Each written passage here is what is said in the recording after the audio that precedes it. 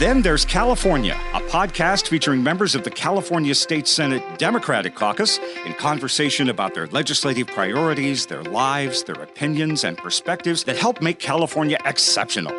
From the state capitol in Sacramento, I'm Brian Green. It's March, and as we speak, we're heading towards the conclusion of our celebration of Women's History Month, a dedicated time of year to reflect on the still too often overlooked contributions of women to the history of our state and country and to the world. And as we talk about it, I find myself hearkening back to a bit of our own podcast history, to a Then There's California episode from late summer 2019, and our guest was a brand new state senator, newly chosen earlier that summer in a special election to the 33rd Senate District in Southern California, representing the 1 million people in Long Beach and Signal Hill and Lakewood and Southeast LA and environs around there. In the time prior to her arrival in the Senate, this new lawmaker had already served a decade on the Long Beach City Council as a council member and mayor, while also balancing a full-time career in tech, finishing her master's degree and becoming a newlywed, and then finding herself that summer of 2019 immediately thrown into the state budget and wildfire prevention and climate debates, yet already hardworking and persevering and battle-tested, as she called it, by her time in local government and tech, drawing on an instinctive passion for policymaking and consensus building. And in the nearly 5 years since that summer special election brought Lena Gonzalez into the state Senate, she has become a leader and prime policymaker, crafting landmark legislation in the areas of environment, transportation, reproductive justice, and prioritizing the rights of underserved and vulnerable communities in her own district and across California. And then being uplifted into legislative leadership, serving as the chair of the Senate Transportation Committee, the current vice chair, and next year going to be the chair of the Legislative Latino Caucus, also appointed the Senate Majority Whip. And in this 2024 session, Senator Gonzalez's star has not stopped ascending. And in February, with the respect and confidence of her peers, she was appointed as the new Senate Majority Leader. So yes, this one-time college interior design major has transitioned into one of those who is responsible for, if you'll forgive this awkward metaphor, the proverbial interior design of successful progressive Democratic policy in California's upper house in the legislature. Senator Gonzalez has joined us several times on this podcast since that freshman visit in 2019, most recently in very early 2023, talking about the demographic of the new class of legislators and their legislative priorities. And we're grateful to have the new Majority Leader of the California State Senate graciously spend some time with us here on this morning in March, which is so busy, but I'm really glad to have her back again. Lena Gonzalez, welcome back. Thank you, Brian. You made me look really good. You pumped me up here, so I appreciate it. And what a great memory. That's why I thought perfect person to talk to during Women's History Month. Yes, most definitely. How are you? I'm good. You know, it is busy season. It's committee season. In fact, I forgot I was presenting a bill yesterday. That's how busy it is. I can't believe I'm saying that publicly, but it has been really, really intensely busy. Just committees and, of course, this new role and just coming off after an election. So it's just been pretty intense, but also really fun. I can see where we're headed, and it's a very bright future for us in the Senate Democratic Caucus. Well, great. If you're on the roller coaster, yes. It's good that you're having fun. Interestingly enough, in the several podcasts we've done together, you have always pointed out your priority has been being a mom. And so I wanted to ask you how the boys in your life are. Thanks for asking, because, we always get asked about, obviously this budget scenario that's not looking so bright, policies, but it's very few times that we're asked about our family members. So yeah, they're doing great. I just talked to them this morning. The little one's 9 years old in third grade now. He was 4 when I started. Yes. My middle is 17 and very artsy, and my oldest is 23, all in great he was shape. 18 and just starting community college, if I recall, That's when right. we talked the first time. So everybody's growing up. They're growing up. It's wild. Just 5 years later, it's wild where they're at now. And congratulations, too, on being appointed Majority Leader. And I guess the best compliment I can offer is it's really no surprise to see this through line in your legislative career, the ascension that you're making. You had used the phrase battle-tested, and I guess everything here in the legislature in the last 5 years has battle-tested you for what you're about to do now, right? Absolutely. I mean, I came in, as you mentioned, in the middle of wildfire debates, in the middle of a budget that had just been already passed, and not coming in with really a legislative agenda, but just being an observer, and then hitting the pandemic, having to chair the special pandemic committee, and then being appointed to chair of transportation under Pro Tem Atkins, and that's how it's been feeling. And then now as the majority leader under our new Pro Tem Mike McGuire, it's been such an honor to do all of these roles for the Senate Democratic Caucus, but mostly for all of California. And it's really exciting. It's exciting to be in these new positions, learning new things, and of course, getting the job done for our residents. Well, speaking of new positions, when we talked early last year in 2023, we talked about the incredible diverse makeup of the new, at that time, incoming legislature, and not only the diversity of people of color, LGBTQ, but also more women. And one of the things that we have found from this just concluded March primary is that based on the nonpartisan primary results, that number is expected to increase to 55 women after the November election. And that would bring the representation in the legislature just a wee bit closer to representation out there in the world and in real life. So really these results prove that women in the legislature is not just this one cycle wave, that the numbers are increasing. Absolutely. I'm seeing this in state legislatures, obviously ours. It's incredible to be able to see 55 women here serving the great state of California, but also to see so many women down ballot. I mean, I've seen that in the local city councils. In Long Beach, we're now going to have 7 women out of 9 on the Long Beach City Council. We've got 5 women LA County supervisors. So you're seeing this in all different areas and arenas of government, which is absolutely exciting. And then the intersection of different backgrounds and ethnicities and different experiences is far beyond what I've ever seen in local government, in any government, but especially now in this state of California where you're seeing, you know, the first Hindu woman, possibly the first transgender woman, and it's just incredible. I just have no words. It's really exciting to see this. This is an odd question, but is it accurate? Is it fair to say that women now are being taken more seriously as candidates? You know, this is the future. Put the money behind them. Put the support behind them. Absolutely. I think we've always been taken seriously. I think we've had to take ourselves seriously first. And of course, with our support systems, just do that. And we just push beyond what people think about us. We're always, unfortunately, the most criticized and scrutinized when we run for office. Oh, you have children, or you don't have children, or why are you doing this, or why do you look this way? And it's not really about our focus on policy platforms sometimes. It's about our personal appearance or our personal families. And those days, I think, are slowly going away. It's still there. But we as women, we just press on. For some reason, we just have this resilience to press on and continue the work.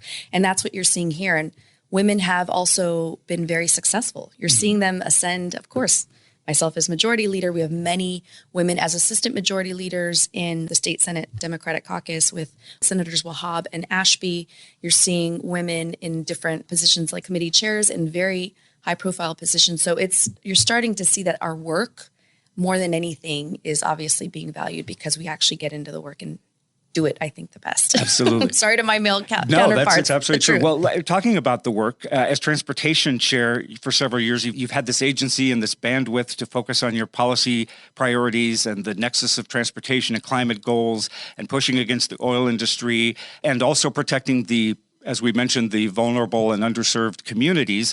And you now are majority leader. You got a lot of extra responsibility. And I have to be careful how I phrase this. So Lena Gonzalez, can your delicate constitution handle this? But truly, you have a lot of work now. Can you still give equal focus to those priorities, policy priorities, and the people that were important to you up until February?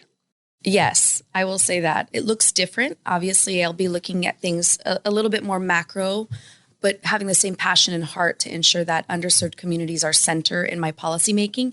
I also have an incredible team. My team, I cannot do anything without them. In fact, they're the team in the district, the comms team, the capital team that do all the behind the scenes work that still know my value set. So they're not going to veer away from that. They're still doing work on divestment and pensions. They're still doing work to forbid oil drilling in neighborhoods. They're still doing work to ensure that air quality improves in Los Angeles County and across the state of California. So they're still doing that work regardless of what title I have.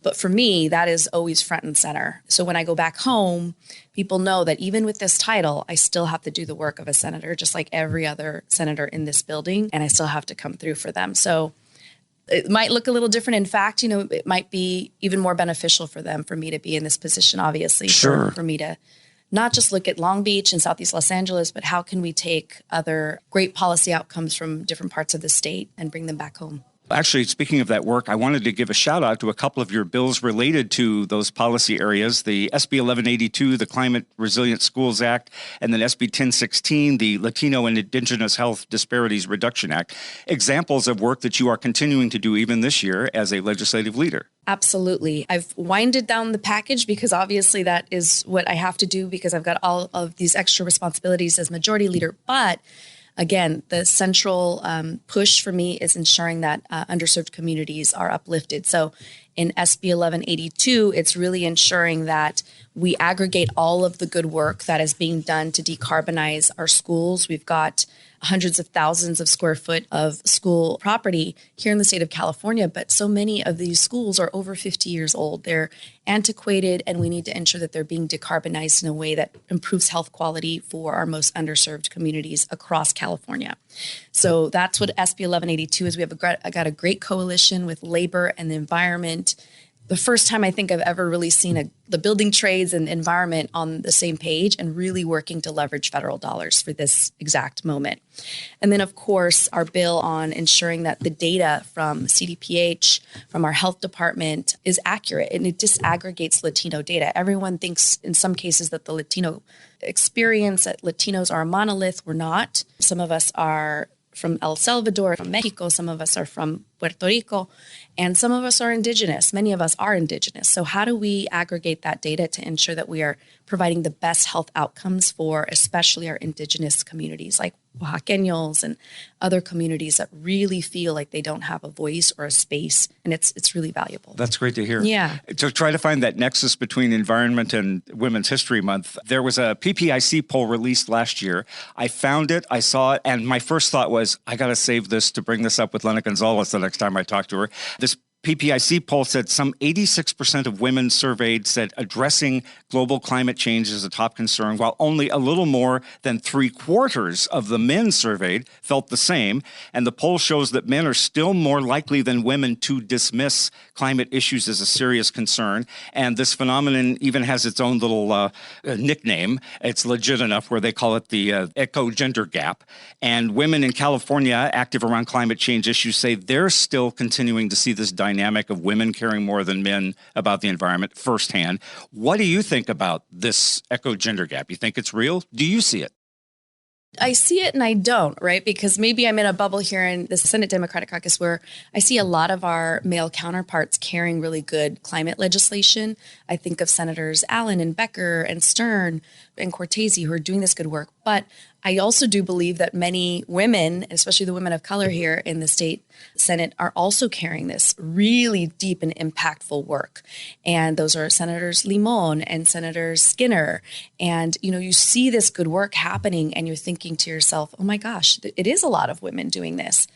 I see my husband who's a little like, he's always been a little bit like, what is this climate, change phenomena? What is this whole ordeal? But we're raising 3 boys now. And so I take this is the first I had really heard about this and thinking about it a little deeply. I think I actually just shared with my team yesterday that my son had to do a biome project and bring it to back to school night last night. So he FaceTimed me. Obviously, I'm here in Sacramento, couldn't be there, but he FaceTimed me. And in his project that we did together, I didn't notice, but on the bottom, he said one of the dangers in the Arctic tundra was oil drilling. And he said, Mom, I got this from you. I want to make this a focal point. And I thought, this is really impactful. He's learning. And I'm hoping that, my work is resonating with him. But I would hope that we can create a new generation where there isn't an eco-gender gap, where we're really ensuring that young boys, just like young girls, feel that burden. They feel the need and desire, but most importantly, the urgency to do something on climate. And I think women are doing it because obviously we're thinking about our children or our nieces and nephews. If we don't have children, we're thinking about that next generation, I think, a bit more deeply. And I would hope we can just all share in this urgency and burden. So that's what I'm doing, not just as a mom, but of course as a senator, and making sure that everybody feels the same. That's wonderful. I'm so glad I saved that question Yeah, for you. that's a great question. No, that's very good points to bring up. There was a story recently proclaiming that there is no equality for working women anywhere in the world. That was the headline. No country in the world affords women the same opportunities as men in the workforce. The World Bank found that taking into consideration the impact of childcare and safety policies related to, say, sexual harassment or domestic violence on women's participation in the labor market, the global gender gap is far wider than previously thought, and that closing the gap could raise global gross domestic product by more than 20%. Is that stat surprising to you? It's not surprising to me, unfortunately, but I've gone across the globe, especially when I was in my graduate program, and I've seen the inequities when I was in South Africa and Botswana, and really seeing that women were a different class almost. Women were not given the same respect. Women were paid much less. And you see that here. And especially if you're a Latina woman or a Black woman, you're going to be paid less. But women in general are paid less, we're valued less in the workplace. But we're starting to see this overcome because we are starting to see now, especially after the pandemic, after we recovered. For example, Long Beach Police Department, back home in my district, is now looking at different childcare policies. They're doing a pilot program to be able to hire and recruit more women police officers by providing childcare in the beat, that is the 10 p.m. to 6 a.m. beat, because they're wanting to recruit more women, but they have to provide childcare for that.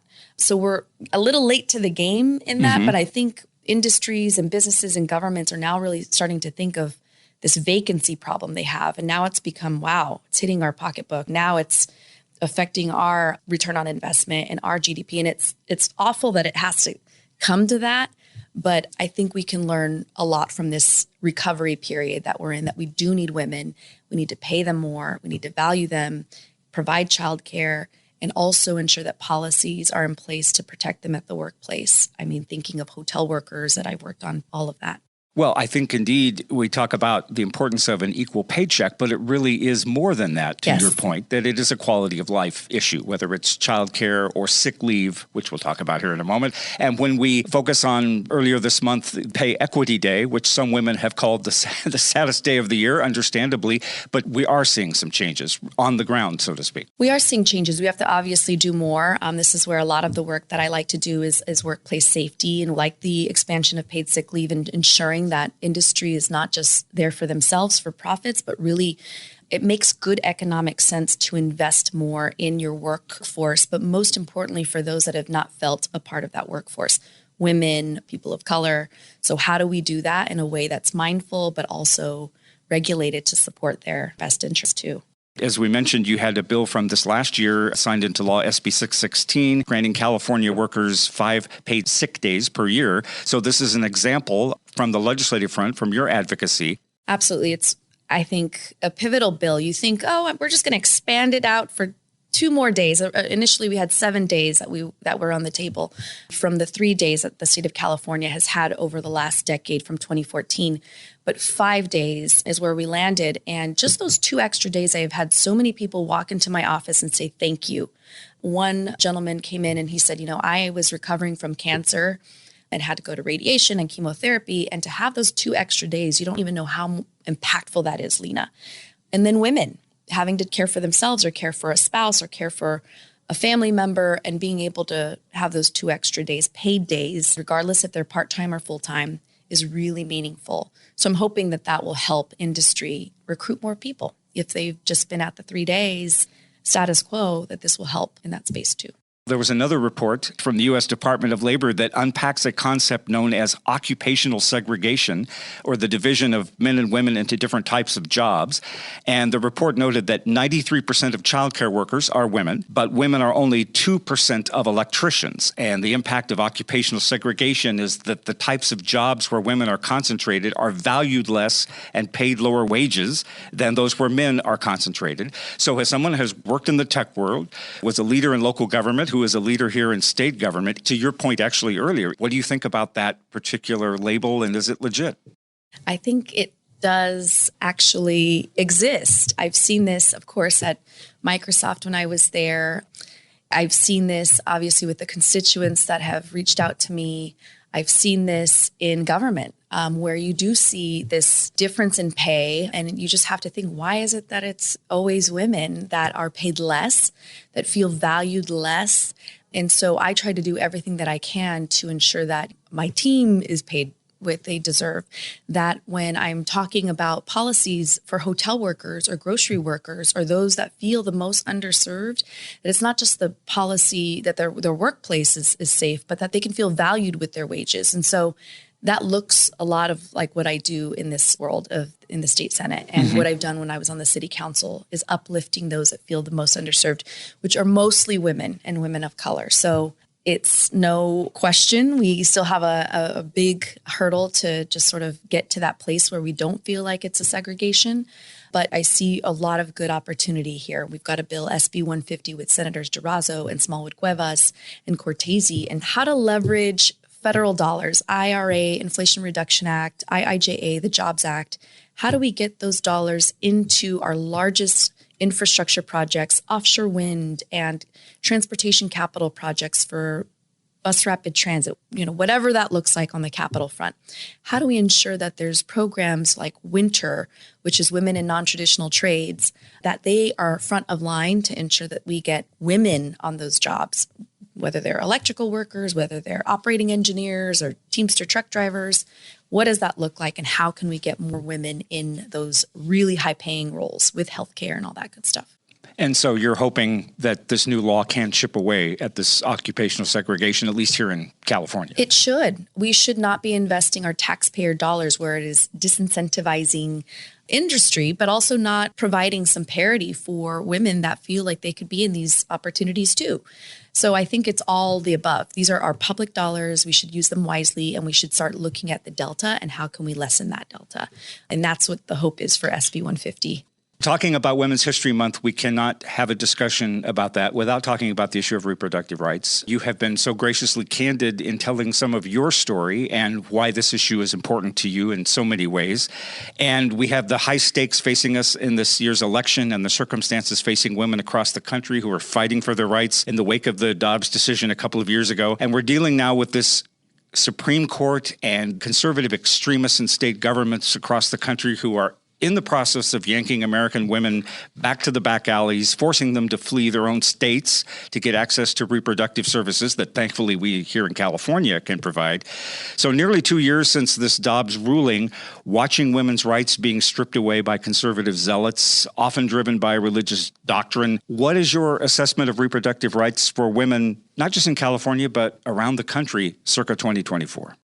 It just makes me really sad to know that we are in this position here because, of course, in California, we have done everything. I think every single woman in this legislature, Democratic woman, has supported reproductive justice, reproductive freedom, especially our male counterparts. And I'm really thankful that this legislature has really taken this as a priority because we know what the repercussions are if we even step an inch outside of this state. I have seen and I've heard from, obviously egregious reports coming from Texas that women, especially Latina women that are undocumented, are going and traveling miles and miles by car to other states, maybe going even into Mexico to get maybe less than adequate treatment for themselves.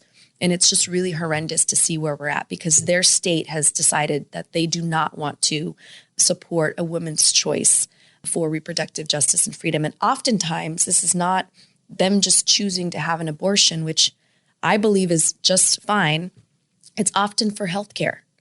So you're telling a cancer patient, a woman that has to have an abortion to save their own life, that they can't do so in Texas or in Oklahoma or in Nebraska or in Iowa. It's awful. And mostly it's men making these decisions. And mostly we see this really egregious Supreme Court that's clearly upheld these rulings. And so I'm just really glad that California has been this beacon of light for women and pregnant people to be able to come learn from. We've had other state leaders come and talk to us about these issues. And I would hope that our discussions can proliferate through other Democratic legislatures, even if they're in red states, that we can continue helping them. It's not just about California, but how do we help other Democratic leaders start proliferating some legislation that we can all jump on and support. So there's a lot of work being done on that level, but I would just hope that we would obviously keep our president in November and hopefully see more of a change in our legislatures across the country that see those things horror the same way. stories that we had heard about happening are starting to happen. Yes, they're Women happening. who can't get reproductive services, who are dying or injured, because of the laws in their particular state, doctors who are forbidden from providing these services. So it's happening already. It's absolutely happening. And the stories are egregious. I mean, I keep saying this, they are just absolutely egregious. I think every credible news source, New York Times and CNN, everyone has been reporting on these issues, and some of them are just really hard to even listen to and hard to take. I mean, we've gone to D.C. as Senate legislative delegation last year to talk to NARAL and to talk to Planned Parenthood. And, again, you think you're in your bubble in California, we've got all the best legislation, everything is great, but you step outside and you see exactly what's going on and you think, my goodness, this is far beyond California. We need to do more. So that's, I think, where we're going to continue to be at as Democratic leaders, is supporting these other states and hopefully supporting our President Biden to make sure he stays in office, and we continue with hopefully a new Congress that will see things our way as well. Agreed. Final thoughts from the serious to maybe the more sublime.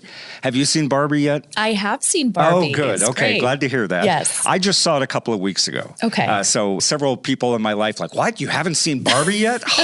So I saw it before the Oscars. Profound movie. I know, obviously, you probably walked out of the theater feeling that impact of the themes and reactions and the depth of that reaction out there in the world for men and women.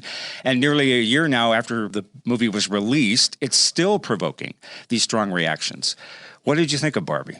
I loved it. I actually watched it with my young son twice. He loved it. Oh, wonderful. And I love, again, as a mom of 3 sons, I have to raise them as feminists because I want them to see that there is actually disparity, right? That there are these inequities that exist. And I want them to see why I do the work that I do. And it was great because in one of the scenes, I think America Ferrera had talked about being a senator. Yes. And it was very clear. And so it really clicked in my young 9-year-old's mind that women can do anything and we can be everything. And there are hurdles and challenges.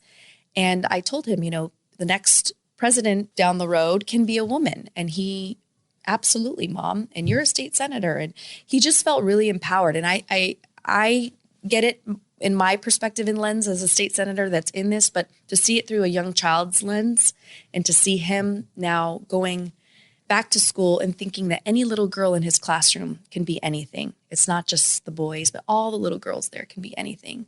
And I reminded him, your principal's a woman, your teacher's a woman, your superintendent of Long Beach Unified is a woman. So I'm like, all these things. And he's like, oh, got it. Women can do everything. So not that he didn't know that, but it was great to see that. And he's got his mom right there to finesse this and it was cool. Add extra meaning to it. And it's interesting you bring up your son because one of the things I thought was interesting was Ken. Yes. And the way we talked about Ken, and Ken is in this Barbie world where he clearly, there's no patriarchy in Barbie land and he doesn't have a lot of power, but then he comes to the human world and all of a sudden he finds this amazing patriarchy where he's respected, and then he brings it back to Barbie land and takes over the house, and all the Barbies have to band together to dismantle the kingdom.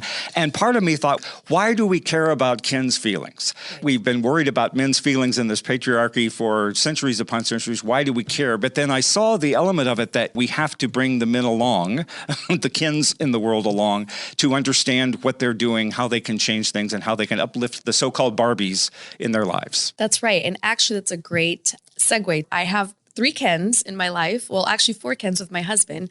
And when they wanted to band together to get a boy dog, I told them, remember the Barbie movie? Right. When they all kind of got together? And I use that jokingly, but it is absolutely true. And I thought about it too. There's different perspectives you can have from it, but to think about also that this often is the center, is that, thinking about a man's feelings first, and it was so open for interpretation that you can see it in so many different ways. Yeah. But I just thought it was very well constructed. And I just really liked the women sort of banding together and the different types of women. And they're all beautiful nonetheless. And it was just a really good depiction. And, that we have America Ferrera, a Latina that is like being uplifted in this space. I think, and the director, a woman that is just being uplifted in this space, I think is just incredible. Absolutely. I mean, Greta is like, I would like to see what she does next because it's just so meaningful and incredible. Did you own a Barbie when you were younger? I did. In fact, I won a Johnny Appleseed contest, coloring contest back, I don't know, when I was like 8 years old. And I got I remember this like it was yesterday, a $75 Toys R Us gift certificate. My dad brought me to Toys R Us and I got a Barbie, my first Barbie. And I got all the dresses for the Barbie and all the things. And it was my first, Barbie. And I just felt like, wow, this was really cool to be able to get something that, you can dress up. And I always dressed her up in like astronaut costumes. Did you have the house and the dune buggy and everything? I didn't have the house. Okay. I didn't have enough money for that. My dad was like, sorry, kid, you're out of luck. That's $75 right. is You're lucky you won the Barbie. Yeah. I remember that coloring contest and I was like, I'm going to get this Barbie. I was so excited. It's so nostalgic. It's so cool. I'll tell you just before we wrap here, one element of the movie that actually really got me was near the end when Rhea Perlman, the actress, the Mattel employee who was the founder and the creator of Barbie, and they're having this discussion. Barbie wants to go back to the human world. She's tired of Barbiedom. And you got to do it. It's a tough world out there, but you could do it. And she said something that just talking about pushing Barbie out into the world. And she said, we mothers stand still, she being the mother of Barbie, we mothers stand still so our daughters can look back to see how far they have come.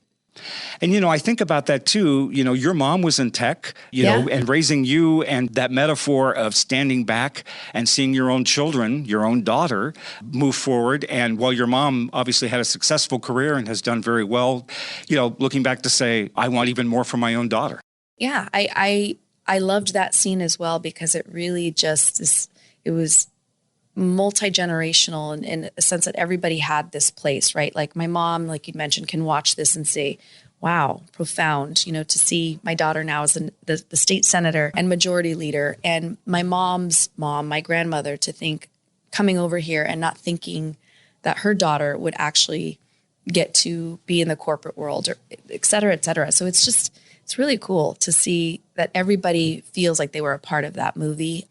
Even though I think some people sort of dismissed it as a regular Barbie movie about $1 something, and didn't really get it. Kind of expected at first it was going to be just like a Mario Brothers movie. We're going to plug the toy, but right. In fact, the nuance was just overwhelming. I don't even know if my mom has watched it. She probably has, but I'd love to hear her perspective. Yeah, make sure she can see it because I'm sure she would love it. Well, what a better thing to do on a March morning than to have a women's history conversation with Lena Gonzalez and talk about Barbie and the other serious things we talked about too. Thank you so much for the conversation. Always good to see you. Good luck, Madam Majority Leader, with everything ahead, and may the balance of everything work out right. And I wish you a successful year and hope we can do this again before too long. We absolutely will. In the busiest time. Let's choose the busiest time again. Yes, we seem to do okay. It's pretty seamless. No, thank you. I know it is busy, so I really appreciate you coming in, and it's just always great to get your input and your perspective. Likewise, Brian. Thank you so much. Thank you for joining us.